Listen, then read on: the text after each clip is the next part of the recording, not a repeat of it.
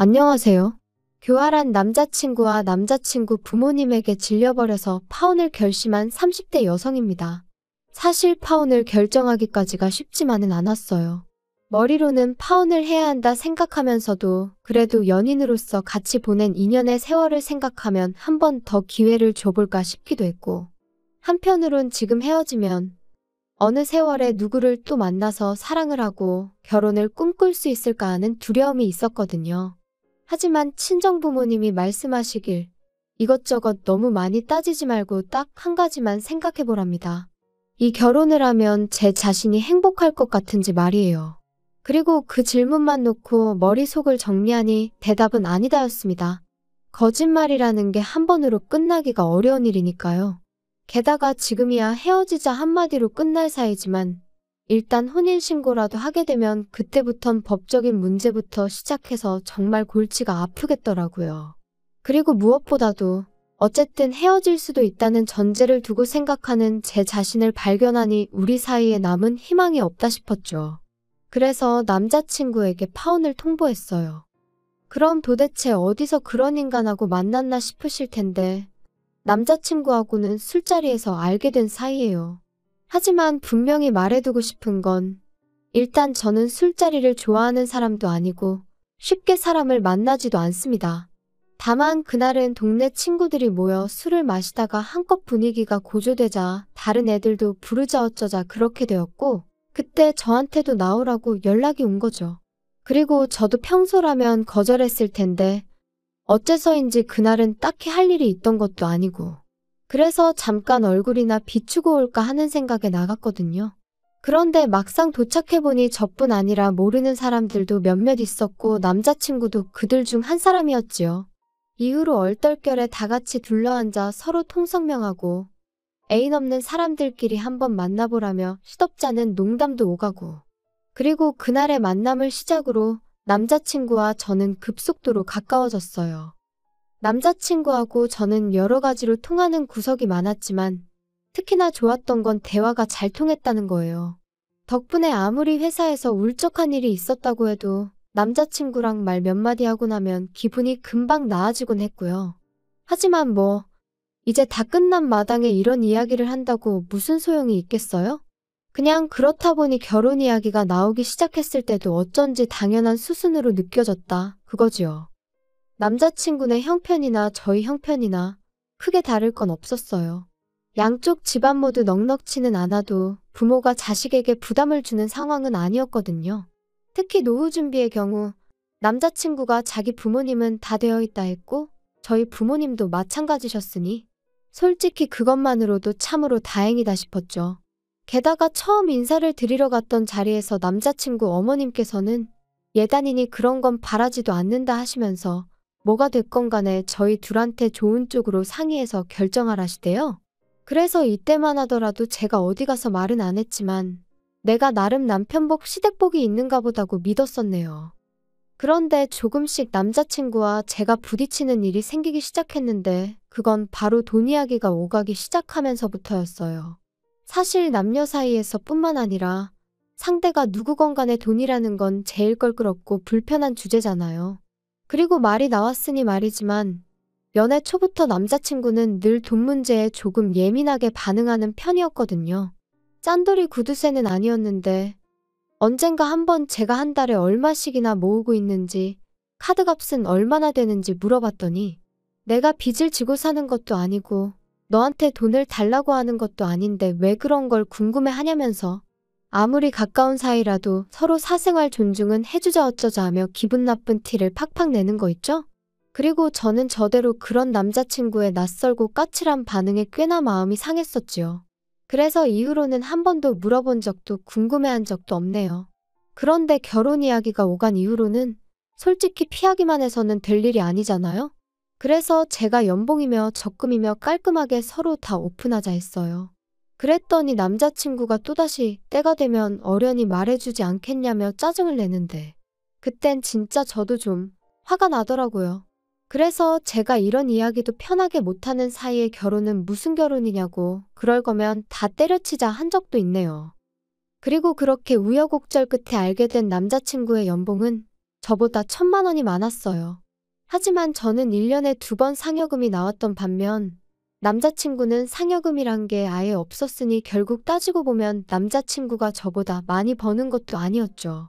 게다가 이제 와서 말이지만 남자친구는 저보다 나이가 6살이나 많았고 정년이 보장되지 않는 직장이었거든요. 그래서 솔직히 주변에서는 다들 제가 아깝다고 했는데 결혼을 할 때 무슨 마트에서 장 보듯이 이거저거 다 따져가며 입맛대로 고를 수는 없는 노릇이잖아요. 그래서 그런 건 그럴 수도 있지 하고 넘겼습니다. 그리고 이 밖에 남자친구는 모아놓은 돈이 8천이 있다고 했고 저는 7천이 있었으니까 이래저래 크게 마음에 걸리는 건 없었어요. 한편 남자친구 어머님도 남자친구와 비슷한 성격이셨는지 남자친구를 통해 말씀을 전해오시기를 상견례 자리에서 돈 이야기가 오가는 건 좀 불편하다 하시더라고요. 그래서 저는 저희 부모님과 상의 끝에 상견례는 형식상 한다 생각하고 실질적인 이야기는 상견례가 있기 전 미리 양가의 의견을 조율하는 쪽으로 이야기가 되었어요. 그리고 그렇게 몇 번의 대화가 오간 끝에 남자친구 부모님께서 1억을 그리고 남자친구가 자기 돈 8천을 해오는 걸로 얘기가 됐네요. 저는 저희 부모님이 9천, 제가 7천 해가기로 했고요. 그러니까 전부 다 따지면 남자친구가 저보다 2천 더 해오는 상황이었습니다. 다만 저는 제 명의로 된 국산 중형차가 있었거든요. 연식도 4년밖에 안 되었고요. 그래서 저는 제가 누구한테 말을 한 건 아니지만 이 정도면 반반 결혼이나 다름없다 생각했어요. 저희는 양가 부모님으로부터 받은 돈에 저희 돈 전부를 더해 결혼식부터 신혼집까지 모든 걸 해결하기로 했습니다. 하와이로 떠나기로 했던 신혼여행도 그 안에서 해결할 생각이었죠. 그런데 그렇게 대략적인 윤곽이 잡혔을 무렵부터 남자친구 어머님이 이따금씩 연락을 해오시기 시작하셨어요. 만나서 차나 한잔하자, 밥이나 한 끼 먹자 하시면서요. 그리고 그렇게 만나면 어머님께선 늘 내가 딸이 없어서 너같이 싹싹한 며느리를 보게 되어서 참으로 좋다. 내가 딸이 없어서 늘 그게 서운했는데 너랑은 모녀처럼 잘 지낼 수 있을 것 같다. 그리고 저도 처음엔 그런 어머님께 잘 보이고 싶었고 잘해드리고 싶은 마음이 컸었거든요. 그래서 어머님이 그런 말씀을 하실 때면 저도 더 살갑게 굴려고 노력했어요. 그런데 그날도 평소처럼 어머님이 불러내어 밥을 먹으러 가게 되었는데 어머님이 13만 원짜리 스테이크를 시키시며 오늘도 잘 먹겠다고 하시대요. 그리고 그때 불현듯 여지껏 제가 한 번도 어머님한테 하다못해 커피 한 잔도 얻어 마셔본 적이 없다는 걸 깨달았습니다. 돌이켜 생각해보니 늘 말씀으론 딸 같다 잘해주고 싶다 너가 참 마음에 든다 하시면서 정작 저한테 정말 1,000원 한 장 안 쓰셨더라고요. 물론 인간관계에서 돈이 전부는 아니지만 그래도 곳간에서 인심난다 그런 말도 있잖아요. 그렇게 제가 좋으셨으면 솔직히 하다못해 커피 한 잔은 사주셨지 않았을까 하는 생각이 머릿속을 스치니 그때부턴 어머님의 호출이 그렇게 반갑지 않았습니다. 아니, 오히려 부담스럽게만 느껴졌지요. 그리고 제가 그렇게 거리를 두니 어머님은 어머님대로 서운하셨던 모양이에요. 남자친구한테 당신은 저에게 잘해주고 싶고 친해지고 싶은데 제가 예전 같지 않다며 좀 화를 내시더랍니다. 그리고는 남자친구가 저더러 하는 말이 야, 우리 엄마한테 잘 좀 해드려. 엄마한테 잘 보여서 너가 손해볼 게 뭐가 있냐? 나중에 애 낳고 그러면 우리 엄마가 봐주실 거고 살림도 많이 도와주실 텐데 미리 점수 좀 따놓는다 생각하면 좋잖아. 갑자기 그게 무슨 말이야? 애 낳으면 우리 엄마한테 부탁드리기로 다 얘기된 거 아니야? 그리고 나 어머님한테 살림 부탁드릴 생각은 없는데. 사람 일이라는 게 마음먹은 대로만 되는 것도 아니고. 아무튼 난 네가 우리 엄마랑 잘 지냈으면 좋겠어. 그리고 그런 남자친구의 속내를 알아차리기까지는 오랜 시간이 걸리지 않았습니다. 지난달 기다리면 집값이 좀 떨어지려나 하고 눈독만 들이고 있던 신축 아파트가 오히려 인기가 좋아서 가격이 오를 것 같다는 얘기가 들려오기 시작했거든요. 그래서 마음이 급해진 제가 결국 일단 100만 원이란 계약금을 걸었어요. 입주는 식을 올리고 난 뒤에 하기로 했고요. 참고로 당시 남자친구가 오피스텔에 2년 월세로 살고 있었는데 일찍 나간다고 그 월세를 안 내도 되는 것도 아니었던 데다가 오히려 남자친구한테는 계약한 새 아파트보다 원래 살고 있던 오피스텔이 직장에서 더 가까웠으니 이래저래 굳이 일찍 방을 뺄 이유가 없었습니다. 그리고 저도 결혼식을 올리고 그 후에 남자친구랑 신혼살림을 꾸리고 싶었지. 먼저 같이 살다가 식을 올리고 싶지는 않았네요. 아무튼 이렇게 이야기가 되고 얼마 지나지 않았을 무렵 또다시 어머님한테 연락이 왔어요. 할 이야기가 있으시다면서 퇴근하는 대로 집으로 오라고요. 남자친구에게 전화를 했지만 연결은 되지 않았습니다. 2번, 3번을 걸어도 마찬가지였죠. 오라고 하시니 가긴 해야 할 것 같은데 남자친구가 전화를 안 받으니 왜 부르시는지 전혀 감도 안 오고 답답하대요. 하지만 뭐 그래 별일이야 있겠냐 싶어서 어머님 말씀대로 퇴근하자마자 어머님 댁으로 향했습니다. 그리고 이때만 하더라도 저랑 남자친구가 연락이 닿질 않았을 뿐이지 어머님이 당연히 남자친구도 부르셨을 줄 알았거든요. 그런데 도착한 본가에는 남자친구는 없고 어머님만 계셨어요. 그리고 뭔가 쎄한 느낌이 들더니 아니나 다를까 어머님이 생각지도 못한 말씀을 꺼내셨습니다. 여기 이 집이 이달 말에 계약이 끝나. 그래서 이사를 해야 되는데 앞만 찾아봐도 마음에 드는 집이 없다. 어쩌면 좋으니? 저도 부동산 다녀보니까 아파트 전세는 많이 없는 것 같더라고요. 그런데 이 동네도 그런 줄은 몰랐어요. 그래서 이참에 아예 이 동네를 벗어나려고 하는데 문제는 니들 신혼집 구하라고 돈을 해줬더니 우리가 예산이 줄어서 이사갈 집 알아보는 게 쉽지가 않구나. 내가 그래서 생각을 해봤는데 어쨌든 간에 이 집은 빼줘야 되니까 이 집 계약 끝나는 대로 그 너희가 계약했다는 집 있지? 그 집에서 좀 있어야겠어. 어차피 너희 뭐 식 올리고 살림 차릴 거라며. 그래서 일단은 그때까지 있으려고 하니까 그런 줄 알아. 괜찮지? 네, 어머님, 그건 좀 곤란할 것 같은데요? 아무리 그래도 신혼집인데 저희보다 먼저 들어가서 사시는 건 제가 좀... 아니, 우리가 뭐 평생 살겠다는 것도 아니고 일단 지내면서 계속 마땅한 집이 있나 알아보려고 그런다니까? 너 뭐 기분 나쁘다 이거니? 기분이 나빠도 어쩌겠니? 우리가 사준 집인데 우리가 그 정도도 못하니? 사주신 집은 아니죠. 저희 친정부모님 돈도 제 돈도 절반은 들어갔는데요? 야, 너 말을 참 웃기게 한다. 그럼 내가 내 돈이랑 내 아들 돈 빼겠다고 하면 어쩔 건데? 어머님, 그거야 저희도 똑같죠. 제가 제 돈이랑 친정부모님 돈 빼가면 어머님이 그거 메꾸실 수 있으세요? 그리고 결국 저는 어머님과 의견의 골을 좁히지 못한 채로 자리에서 일어났습니다.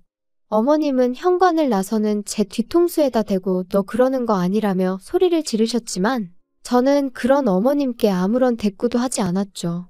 그리고 심란한 마음으로 집으로 돌아왔는데 현관 앞에서 남자친구가 저를 기다리고 있더라고요. 아까 왜 전화 안 받았어? 나 오늘 어머님 호출 받고 지금 갔다 오는 길인데. 혹시 어머님이 나 부르실 거 알고 있었어? 뭐. 알고 있기는 했지. 근데 그게 오늘인지는 몰랐어.